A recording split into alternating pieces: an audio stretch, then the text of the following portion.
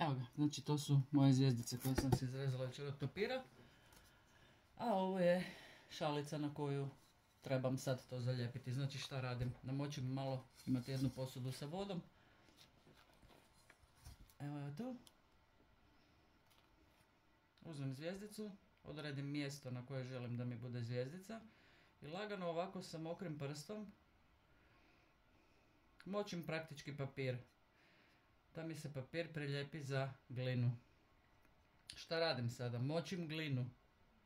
Čim močim glinu, znači stvara se naš famozni šliker ili slip. Kao što vidite, vlagu odmah glina upija, to se ništa neće vidjeti. Uzmem mokru spužvu koja nije mokra ali odsjeđena i laganim pokretima lijepim papir za predmet da mi se jako dobro prilijepi, da kad budem išla sa bojom da mi se ne miče i da mi ostane onda uzorak koji sam si izrezala. Znači vi možete se pozabaviti, možete izrezati bilo koji motiv od običnog novinskog papira, znači nema ograničenja u tom smislu. Gledam, papir će se normalno početi močiti i on će se lagano krenuti gužvat. Ali to nije ništa strašno, znači što više puta pređemo mokrom spužvicom preko naše matrice, to je preko našeg dezena, to će se papir više močiti i sve će bolje prijanjati uz podlogu. To se relativno brzo suši, ali na ovaj način šta se dešava? Znači mi smo namočili naš uzorak, naš papir, brisanjem i močenjem, s obzirom da je ovo, jer smo rekli, glina, predmet koji je suh, a nije paljen, ako se vidi dobro na snimci, znači stvara se jedan tanki film slipa, to jest našeg šlikera. Voda sa spužvice se miješa sa površinskim slojem našeg predmeta i stvara se jedna tanka opna, da ju tako nazovem, jedan tanki sloj, zapravo šlikera, koji se na ovaj način zaustavlja na rubovima ovoga što smo si mi odredili kao dezen.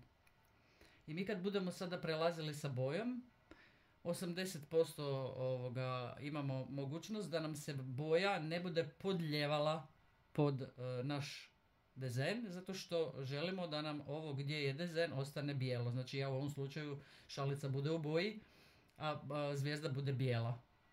Znači ja sam na taj način sebi zaštitila dio koji ne želim bojati, a brisanjem samo jako pričvrstim taj moj crtež, taj moj dezen za predmet od nepečene, znači na predmet od gline. Evo ga, to se odmah suši, znači ne znam sad koliko se to u kameru bude moglo vidjeti. Ali na samim rubovima ove zvijezde stvorio se jedan tanki sloj šlikera, koji mi zapravo sad kad se to potpuno bude osušilo, koji mi je zaštita da mi boja se ne podlije pod ono što ja želim da mi ostane bijelo. Znači na taj način možete svoje predmete od gline ukrašavati sa bilo čime, možete skinuti sa interneta, možete sami izrezivati, možete sami nacrtati pa onda poslije toga ponovo izrezati, aplicirati na ovaj način kao što vam sad pokazujem na vaše predmete od gline.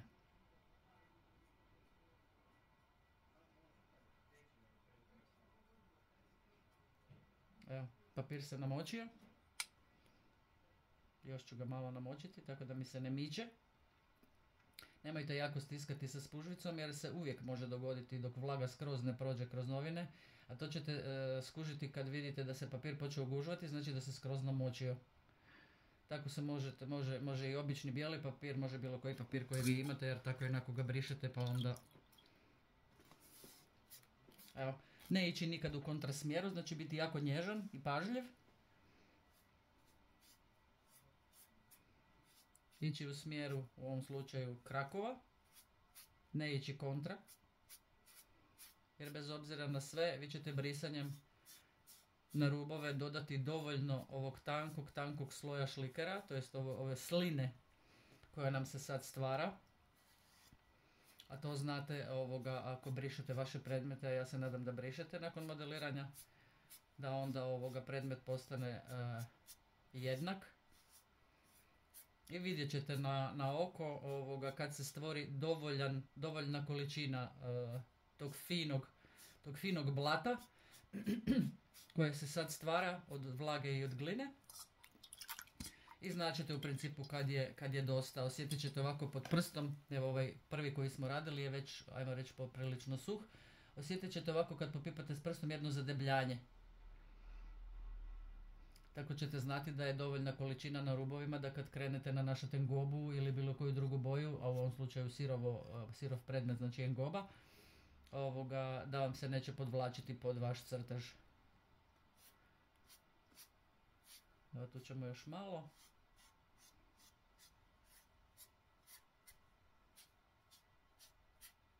I idemo na treću.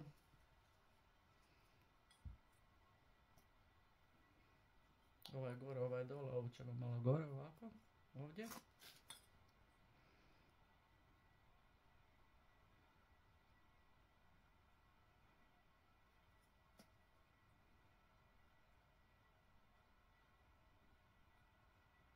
Ovo novinskom papiru iz nekog razloga treba dosta da se navlaži. Ne znam zašto. Nekakav čudan novinski papir. Pa onda vi možete eventualno sebi naći neki papir koji brže upija. Ovaj moj baš ne upija brzo, ali nema veze. Šta je tu je, sad je gotovo. Izrezala sam večer punu kovertu zvjezdica jer mi treba za ove šalice.